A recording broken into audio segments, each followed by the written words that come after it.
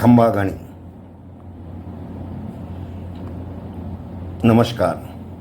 किसी को दिया हुआ दुख केवल उसके जीवन को नहीं छूता, वह हमारे भी भीतर एक अंधेरा छोड़ जाता है।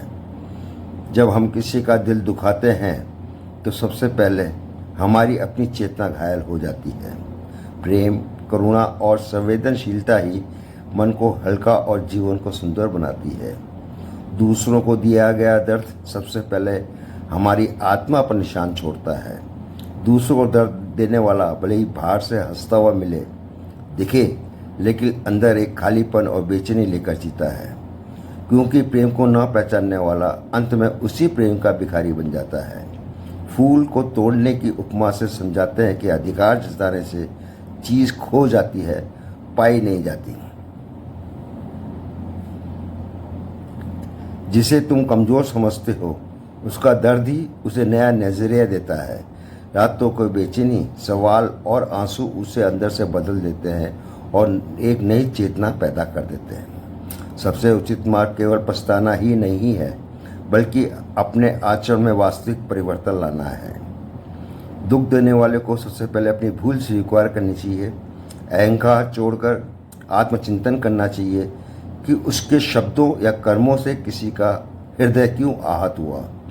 यदि संभव हो, अच्छे मन से क्षमा मांगनी चाहिए। क्षमा मांगना कमजोरी नहीं, बल्कि परिपक्वता है, साहस का चिन्ह है।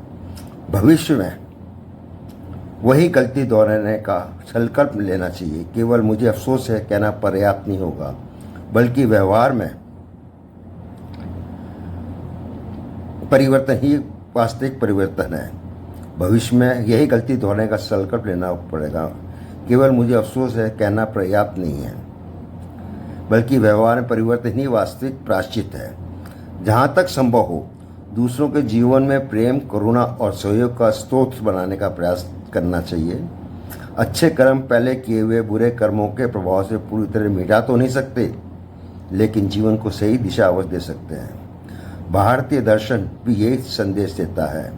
भगवद गीता अध्याय 9 में भगवान श्री कृष्ण कहते हैं, यदि कोई व्यक्ति अपनी भूलों को छोड़कर सच्चे मन से धर्म के मार्ग पर चलने लगे तो वह साधु समझने योग्य है, क्योंकि उसका संकल्प सही दिशा में है। गलती हो जाए तो उसे स्वीकारो, क्षमा मांगो, स्वयं को बदलो। आगे से किसी के जीवन में दर्द नहीं, बल्कि प्रेम और शांति का कारण बनो। बहुत बहुत धन्यवाद।